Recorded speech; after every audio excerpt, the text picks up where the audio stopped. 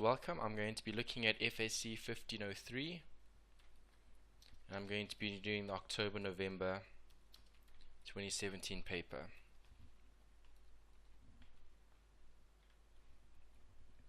If we look at the question, you'll see it's a 2-hour paper out of 100 marks and it's broken up into different sections. The first section is looking at subsidiary journals. That's question number 1.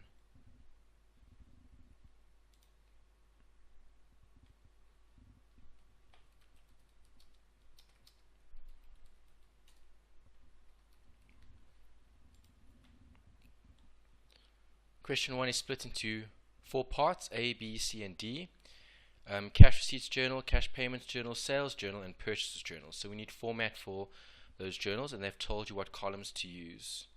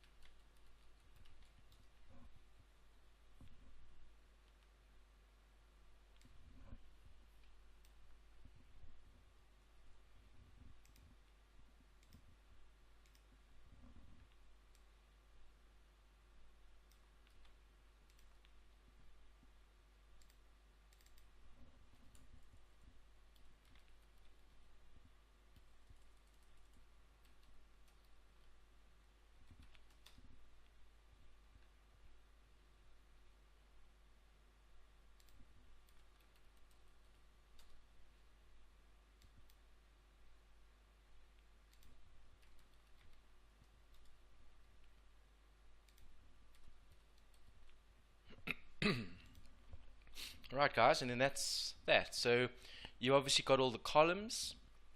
It comes straight from the question. Then you need to look at each of these different transactions and you need to record them appropriately. This question is out of 19 marks, 23 minutes. The following information is for the month ended 30th of April that relates to express services and suppliers. The entity uses a periodic system. So when you see periodic, you know they're using purchases, they're a registered VAT vendor, and where applicable, VAT is obviously 14% in this particular question. Transactions by express services and supplies for April. Sold trading inventory to the amount of that. That's going to go to your cash receipts.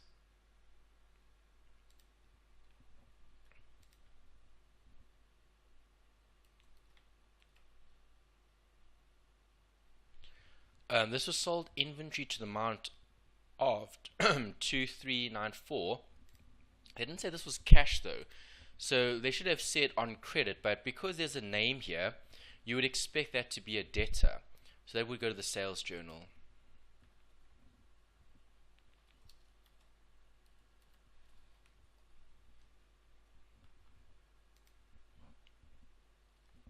And then split it and take out the VAT.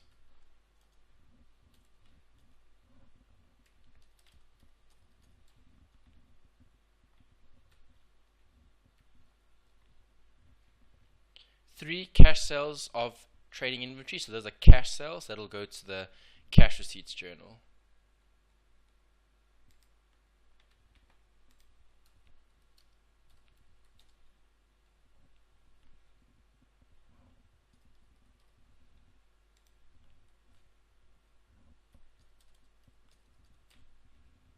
And then again split out the VAT. 15. Issued a check for 700. A trade credit as part payment of the entity's account, so that's a payment.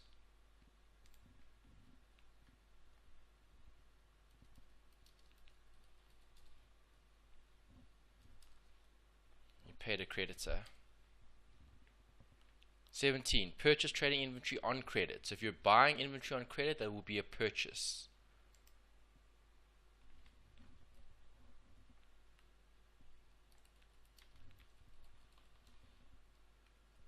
You would owe the creditor 2337, and then you would split out the VAT.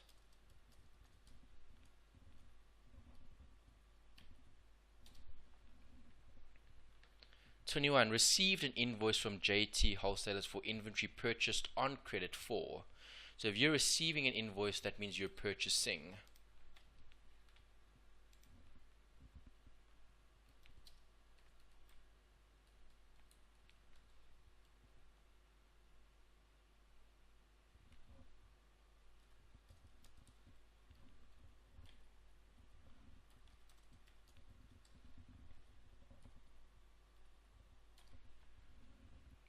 (24) Sold trading inventory to the amount of that to right. That will be a sales journal line item. Again, you would assume this was on credits because there's an individual's name there.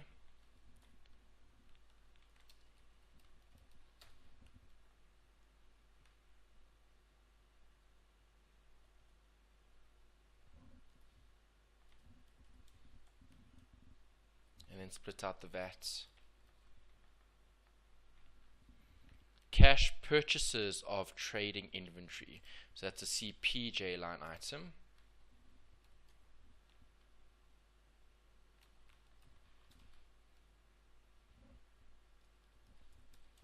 And you're buying inventory.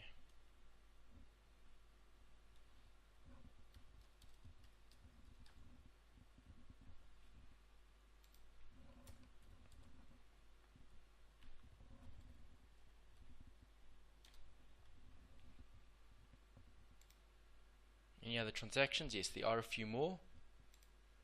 28. Issued a receipt for the repayment of his account. So that's a cash receipts line item because you're receiving cash from a client, Smith.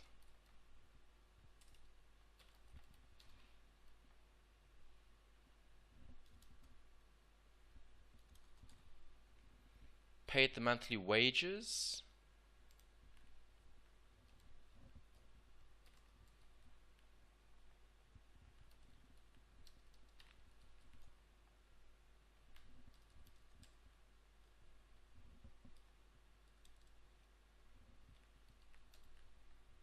And the last one, total repair services rendered for the month per cash register roll. That's another receipt.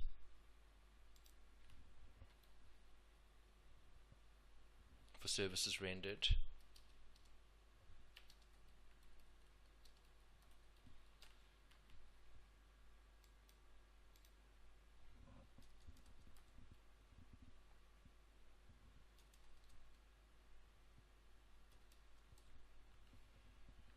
Great, and that covers all of those transactions.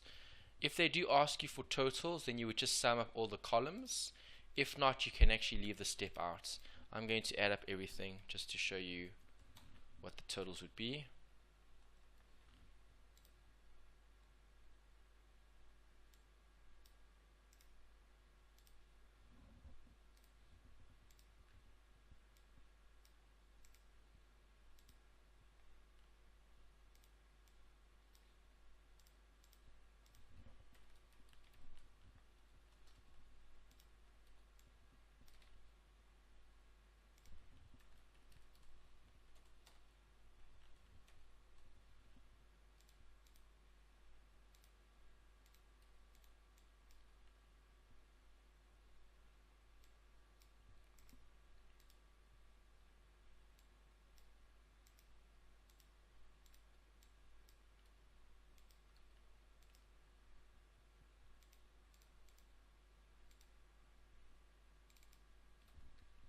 And that's question number 1, journals. Let's now have a look at question number 2. Question 2 is for 19 marks, 23 minutes. This is looking at an accounting equation. They say analyze the above transactions in tabular format as follows. There's your format for your answer. So let's go to our answer sheet and create a date, debit, credit, and then the assets equal owner's equity plus liabilities.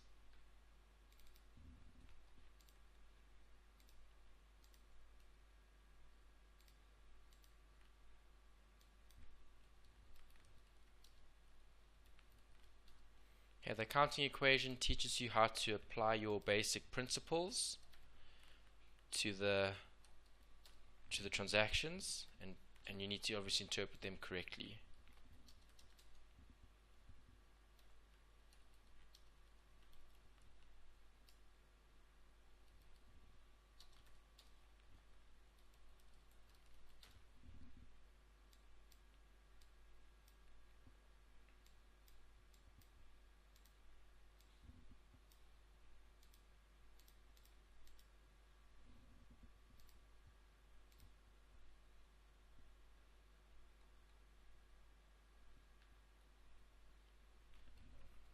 Oh yeah, right, so always just remember to consider things like this. The firm is not registered for VAT, so you don't have to worry about VAT in this instance.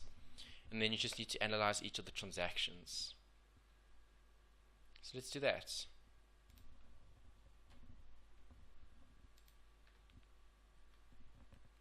Transaction on day 3. Mr. Bell deposited 25,000 to the business bank account as his capital contribution. Well, then the bank will increase, asset increase, and capital would be credited. Capital will always be credited, so the bank is increasing, it's an asset. Plus 25 here. If capital goes up, owner's equity will go up. Purchased stationery on credit from FAC for that amount and received a discount of 10%. Okay, that would be a trade discount, so you would remove that 10% from the actual amount before recording it in the books of the business. You purchase stationery on credits, so the stationery is an expense that you're recording, and this is on credit, so this is from FAC, who is your creditor, or trade payables, liability increase. Stationery is an expense which would increase. If that increases, that decreases your owner's equity, and then you'd have to show the 1,600 less a 10% trade discount. Let's just see what that would equal.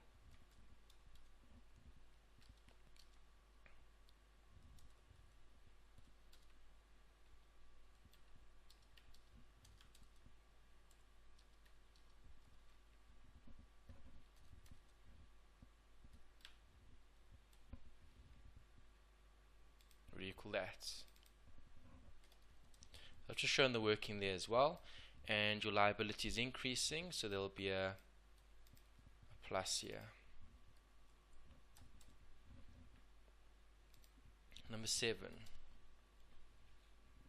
Paid that to Top Properties for rent.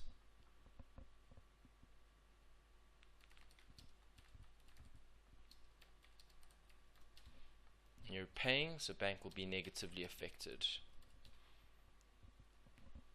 The asset is decreasing because bank is decreasing, and you're paying top properties for the rent, so that's an expense. The expense goes up, owner's equity will come down.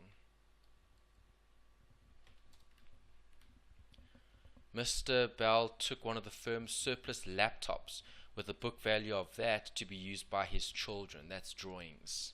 Drawings is always debited. And he took one of the firm's laptops. The laptops would be equipment.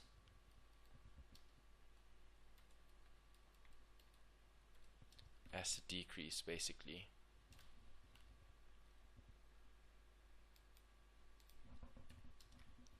Minus 47.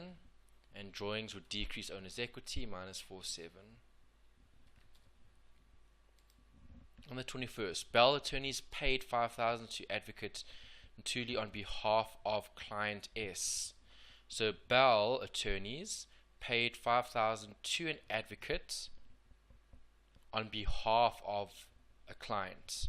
So that would have affected the client's trust account, because we're looking at the attorneys using money of the client in order to pay an advocate. Trust bank account would decrease, and you would debit trust creditors. Seen as a liability decreasing.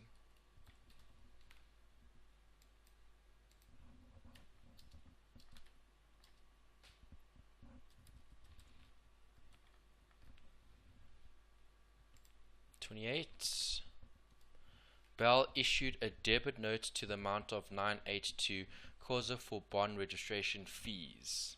So the client control is going to go up because they're owed fees, and your fees account or fee income will be income that's increasing because you're recording a fee that you're charging them. So the assets would increase by 98.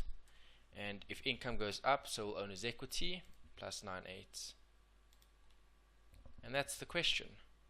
Question 2, 19 marks, 23 minutes. That's the answer for that one.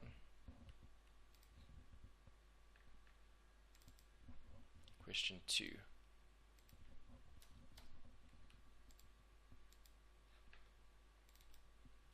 Question 3.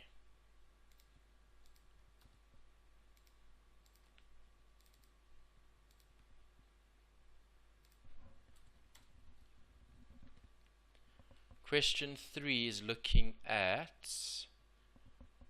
it looks like a bank recon with all this information. Let's have a look. Yes. Okay, question 3 required. Complete the following in the accounting records of Runway. Cash receipts, cash payments. That's obviously the two things that you need to draw up in terms of journals. Only the bank columns needed though. Then you need the T account of the general ledger and the bank reconciliation statements.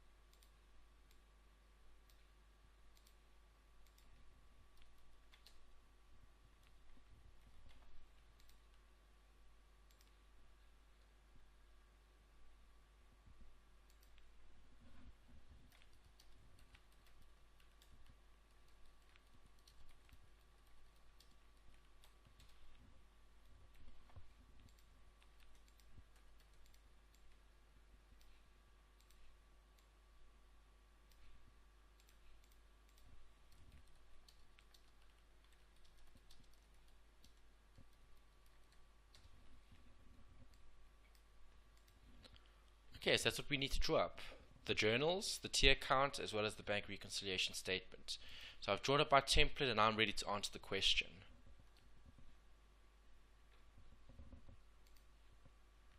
Okay, so question 1. The following information relates to the month ended 30th of April to runway, balances and totals at the end of April. Okay, those are easy marks. They'll get recorded in the respective either journal or T account or the bank recon. So the bank statement had a favorable bank balance, so that would be 9156 on the credit side because we look at the bank's record. If it's favorable, you'd want to see a credit on the bank statements. Cash receipts journal.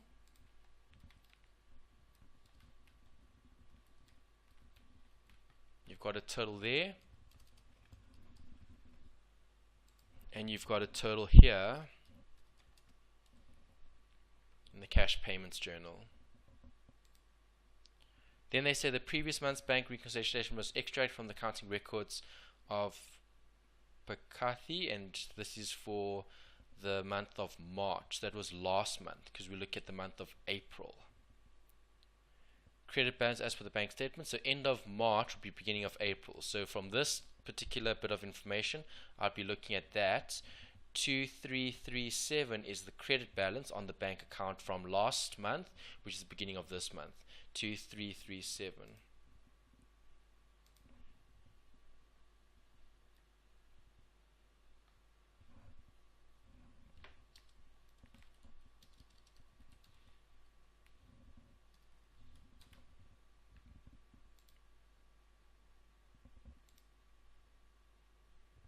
A comparison of the above bank recon and the bank statement with the cash journals for April revealed the following. The bank statement for April reflected the following items which did not appear in the cash journals. Correction of the error in the amount of a deposit of 840. So did they fix that from last month? Yes. So there's the 840. There's the 840. Deposit credited 1,200. 1,200. That's correct. They've now looked at that. The check number 894433, that one they've also looked at. A dishonored check from Sweaters. Okay, dishonored checks have to go into the books of the business, and they always go here in the cash payments journal. Check RD 350. Cash book costs and a service fee. These are bank charges.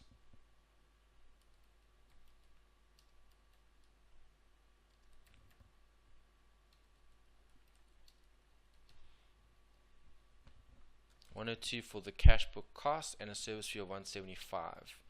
Then there's a debit order for the insurance premium.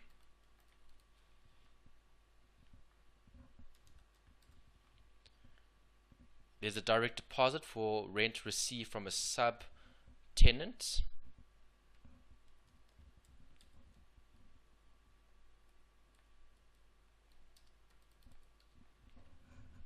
And a deposit made by another client of the bank erroneously credited on Runway Traders bank statements. So that would have been a bank error.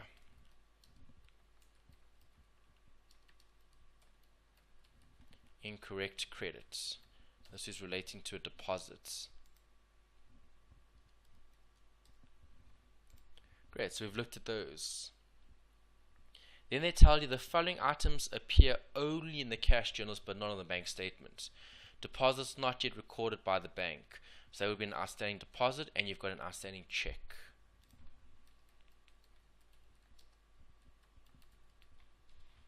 The outstanding deposit is for an amount of 6215. And the outstanding check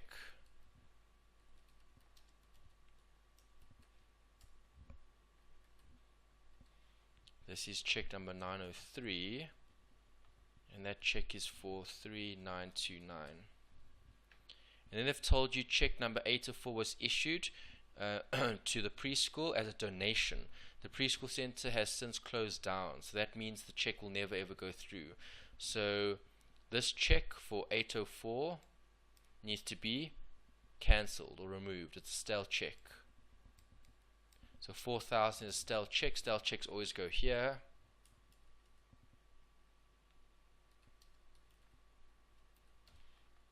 and that check was for 4,000. Right, this check for the 28th of March, we haven't confirmed it from last month, this month, so that also needs to go as an outstanding check here for 895. Outstanding. It's outstanding last month, it will still be outstanding this month until it goes through the bank account. Right, was there anything else? No, that's the bank recon. Right, so once you've looked at the entire question, we've looked at all the information in question 3, now we can just tally up.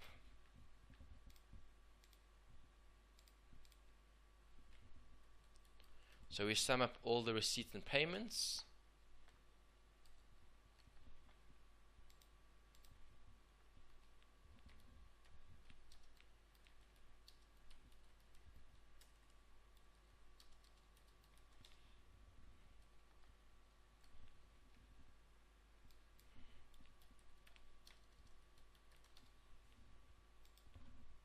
The receipts will increase the bank, the payments will decrease the bank. Looking at this side looks bigger than that side, so I'm going to balance this off by totaling the bigger side, writing down the total on both sides, and then working out the difference. So that'll be the balance that we would carry down and bring down.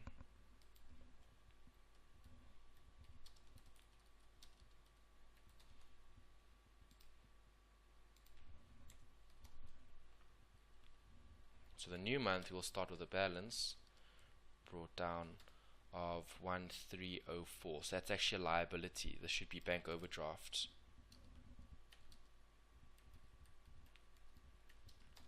Because it's a credit balance. And then I would do the same thing here. I would total the left and the right. And here I would expect this side to be bigger.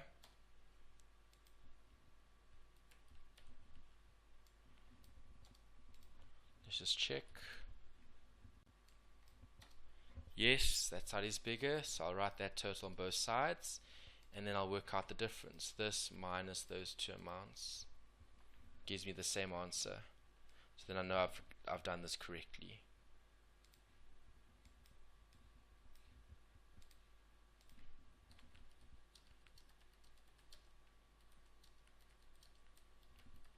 Okay, the balance as per the general ledger bank account, both 1304, which is perfect. Question 3 complete.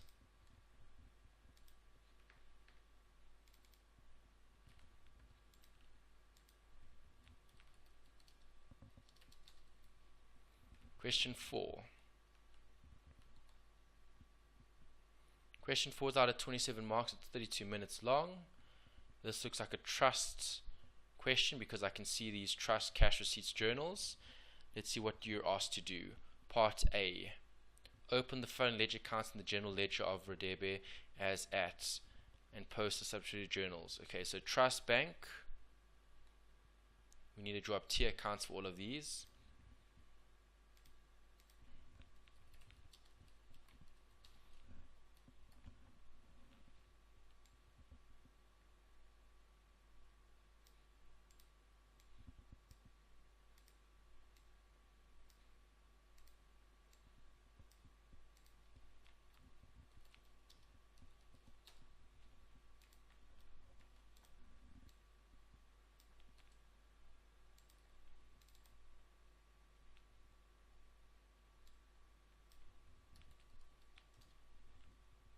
Business bank, client control, trust creditors, and a fees account.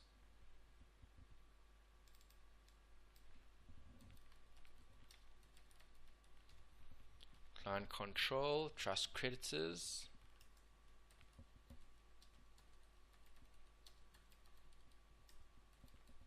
trust creditors control, and fees.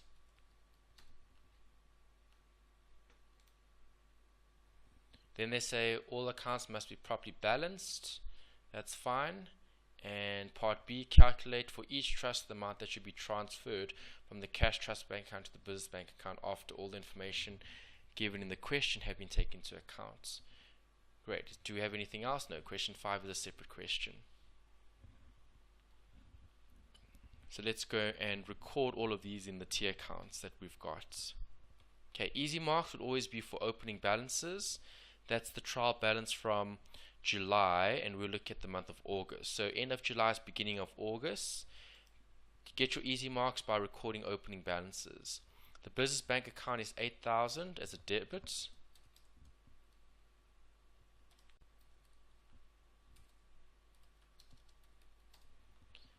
The trust bank account has 9,500.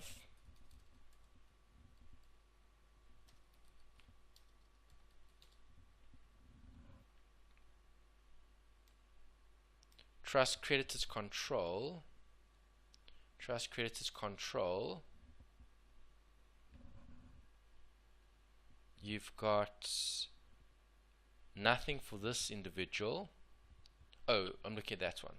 Sorry, that's the client's control. Trust creditors control 6 and 3.5. So we need to add those two amounts together. Gives you 9.5. And that should be the same as the balance on our trust bank accounts. Let's have a look. Yes, it is, so that's fine. And we've got client control. Where's our client control? Here's it. Client control is an asset, so the balance will go on this side. And you'd have to add up those two amounts. There is only one amount actually, so we'll just put that one figure there. Capital didn't need. Equipment not. We don't need the rest of the accounts. Okay, then we need to post information through to the ledger. The following totals appeared in the subsidiary journals. The trust cash receipts journal. The trust cash receipts journal will increase the trust bank account as well as the individual trust creditors. So that's going to go up. This would have come from the trust cash receipts journal.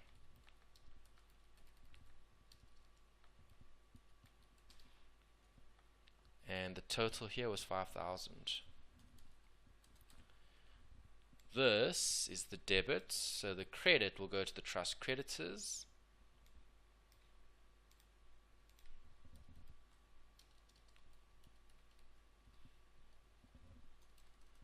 Again, you'd be adding the two amounts together.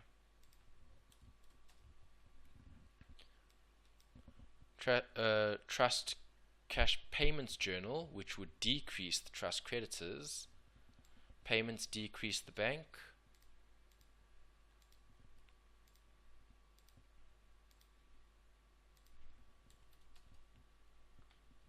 And that was for a total of 5,800. You had Nati and you had Ments, two separate trust creditors. 5,800.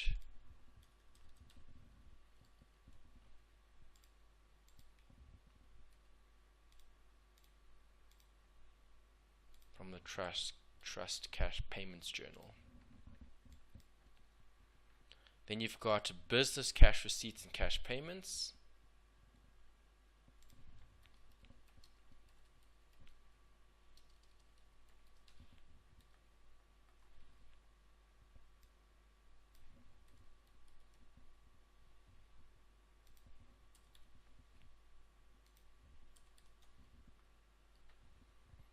The business cash payments journal. Oh, cash payments journal. So no receipts actually. Cash payments journal was sundries and bank 4.5. So that journal we've looked at. Then you've got a fees journal. That'll increase the client control.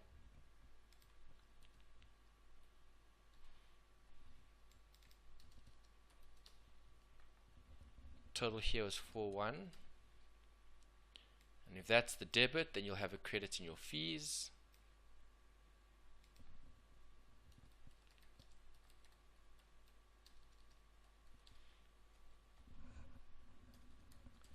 $4,100. Then they said 2,800 of the 6,000 opening balance on the account of Nati in the trust creditors ledger is specifically earmarked for transfer duties payable once the property is transferred to Mrs. Nati. Mr. Hadebe expects the property will be transferred during the second week of September. Okay, this is relating to the transfer because funds are specifically earmarked for a transfer. Remember they asked you, that was in part B, to keep track of the individual clients. Okay, so all we have to do now is balance these accounts off.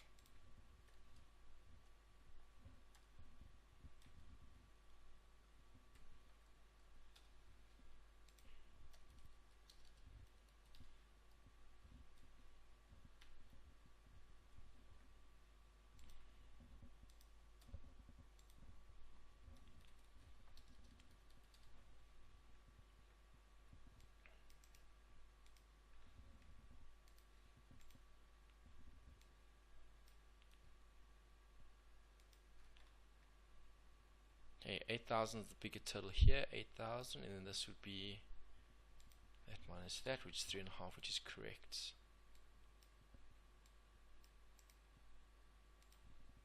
Client control.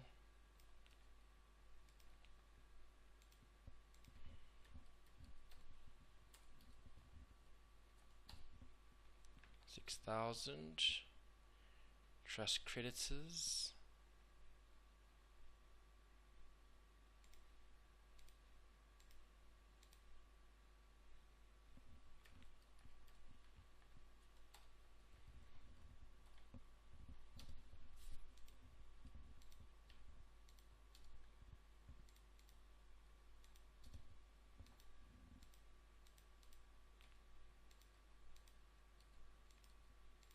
And then fees. Fees would obviously be closed off to the profit and loss. That one I wouldn't balance. That one I would leave open as is. Right, then part B said you should calculate for each trust creditor the amount that should be transferred from the trust bank accounts, and that was for 8 marks. So what I would be doing there is I'd be looking at the individual accounts of those clients. Okay, so I'm going to draw this up. Clients, bracket the analysis.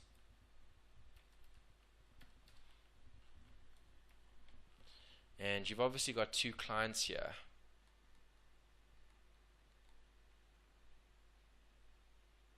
Trust creditors control, Nati and Ments.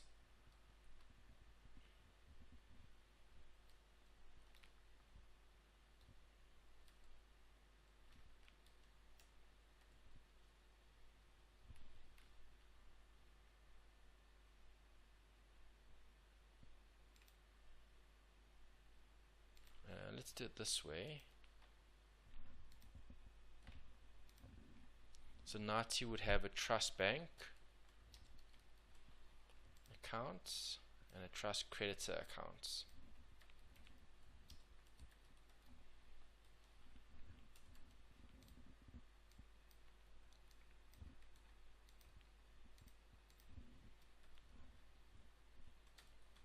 And then for the other person, Ments, would have the same thing as well.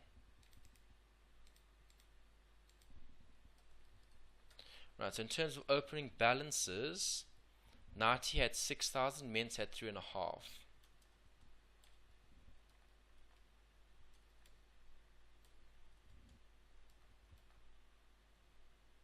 And obviously that's sitting in the bank accounts.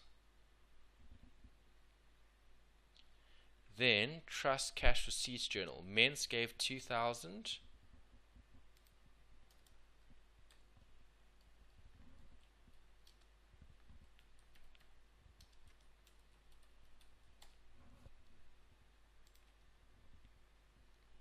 And 3,000 for Nati. That's going to increase their balances. Then there were trust cash payments. So Nati paid 4, Ments paid 1.8.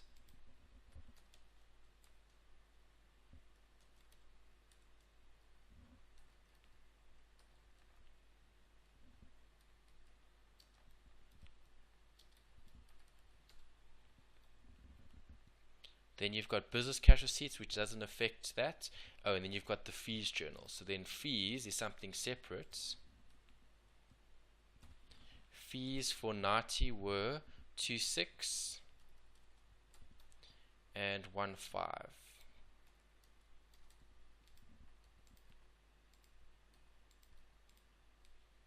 Those were the fees.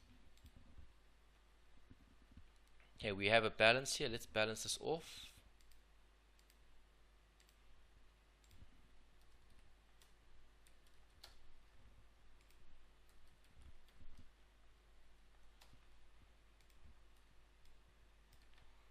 so those are the balances. Then you've also got funds earmarked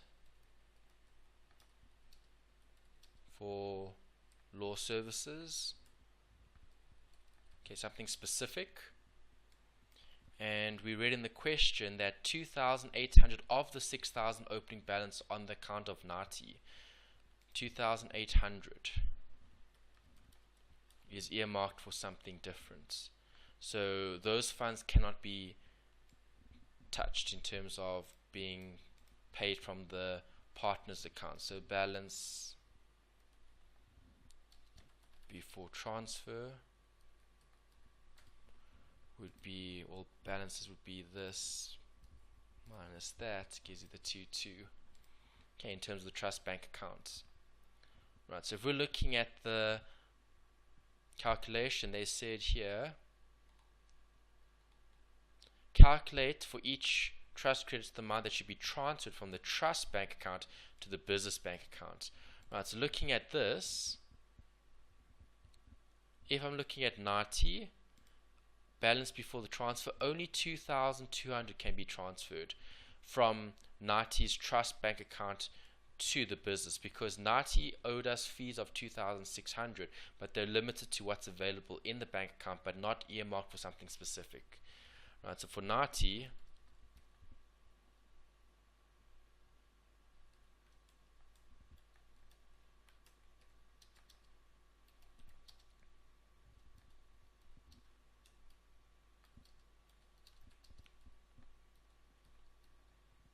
can be transferred. For Mens, they've got 3,700 there, and they owe us fees of 1,500, so the full amount can be transferred. Okay, so for Mens,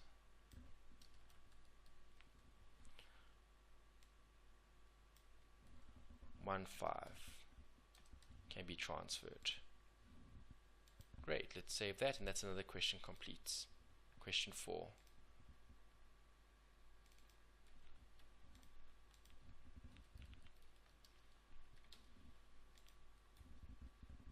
Question 5, 16 marks, 90 minutes. What is question 5 looking at? Okay, these are ratios. Calculate the following ratios, and that's the last question. Right, with a ratio question like this, all you need to do is get the actual equations from the study guide. Okay, obviously you need to study this for the exam, so you know what the formulas are. The first one, A, profit margin, B, inventory holding period, C, asset test,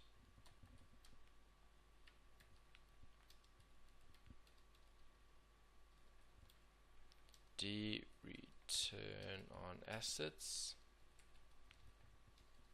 and E, trade receivables collection period.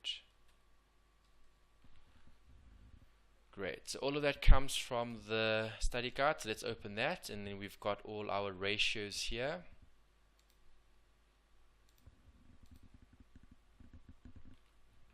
Okay, so which ones do I need? Profit margin. Here's profit margin, so let's copy it.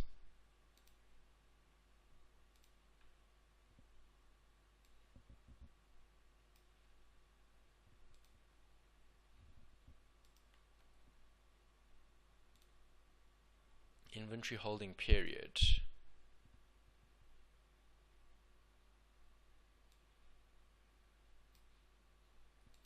And obviously you would have to just write these down in the exam if you've studied your equations.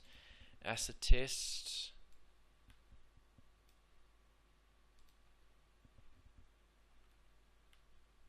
return on assets,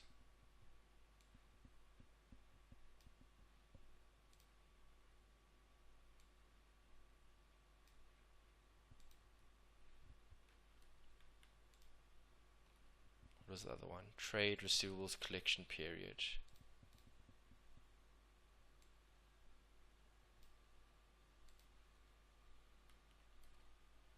Great, so those are the 5 ratios. Perfect, so now we can close that.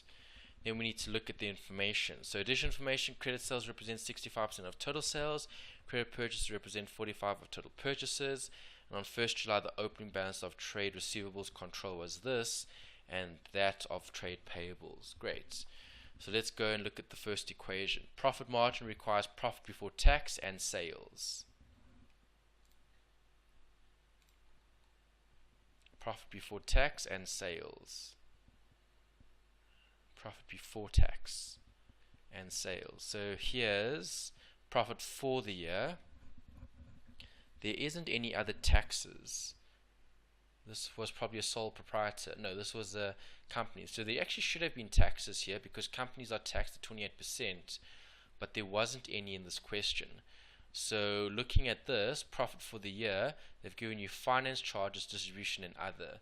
So you would have to use that as the figure because they didn't give you any after-tax amount to work with. So profit margin equals the profit for the year, which you would assume is profit before tax because it didn't give you a separate tax line item, divided by the sales. Sales is revenue, so 1.6 equals times 100, obviously, to get a percentage. So that gives me that decimal times 100 gives me a percentage. And you can round it off to the nearest 2 decimals, depending on what the instructions are. Okay, inventory holding period, average inventory over cost of sales. So here we've already got the opening inventory and the closing inventory. You can see the dates there. So to get the average inventory, it's the start plus the end divided by 2. So to get the average inventory, I'm going to take 2,12600 and I'm going to add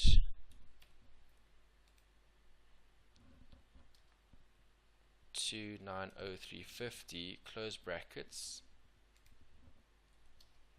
divide by 2 equals. And that'll give me the average inventory. Right, so there's the average. Then cost of sales, it's given in the question, so I can work out inventory holding period.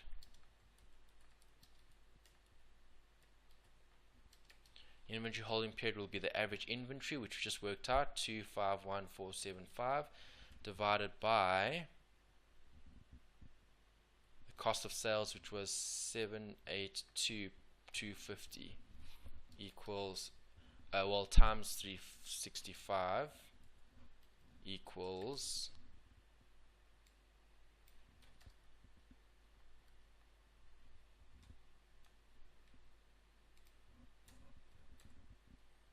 that in days. Inventory holding period. Then we've got the quick ratio. The quick ratio requires those current assets and liabilities. So there's our current assets.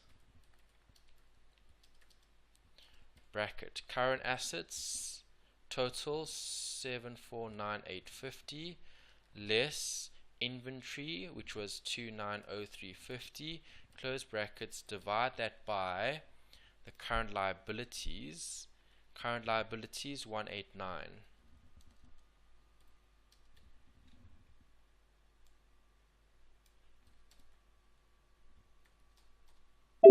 Final answer 2,4321. So that basically says that you've got 2,43 current assets taking out the inventory to every one liability. Return on assets, profit before interest and tax. Right, so here we didn't have profit before tax, but we had profit for the year. There was no tax in this question, so you can assume that profit for the year is profit before the tax.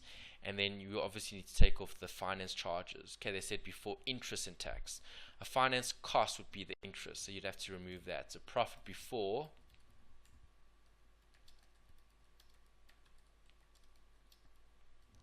interest and tax would be the profit for the year, which was 280990, and then you'd have to add back interest that was taken off to get the profit before interest and tax.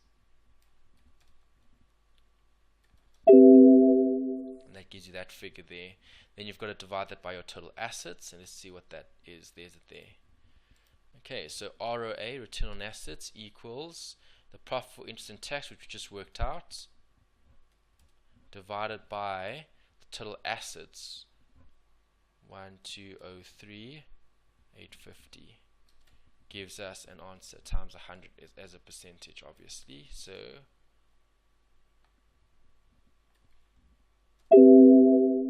times 100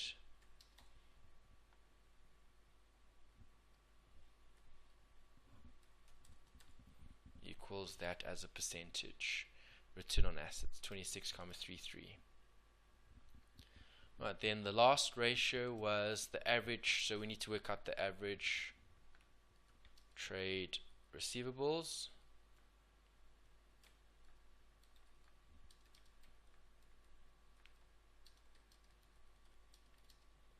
Start plus end divide by 2. We can see here that the trade receivables was 385,000, so that's the one figure. 385 plus, and then we need the start of the year, which they said in the information, the dish information which we read earlier, which was 278. Divide that by 2 gives us the average trade receivables. Right, there we've got the credit sales. So to get credit sales, we need to take the total sales and we need to multiply that by 65%. So the total sales, we're going to go have to get that figure. Total sales is revenue. There's revenue, 1.6 million, and times it by 65%.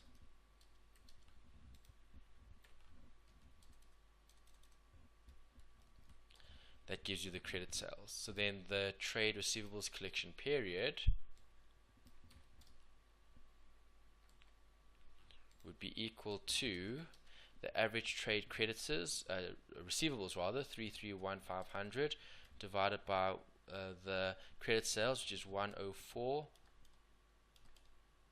times 365.